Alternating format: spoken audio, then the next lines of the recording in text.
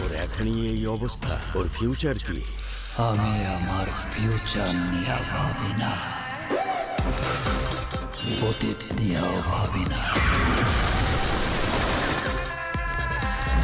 আমি শুধু একটা জিনিসই ভাবি, নিতু শুধুই আমার। নিতুরে না পারলে আমি পুরা দুনিয়া বরবাদ করে দিতে পারি।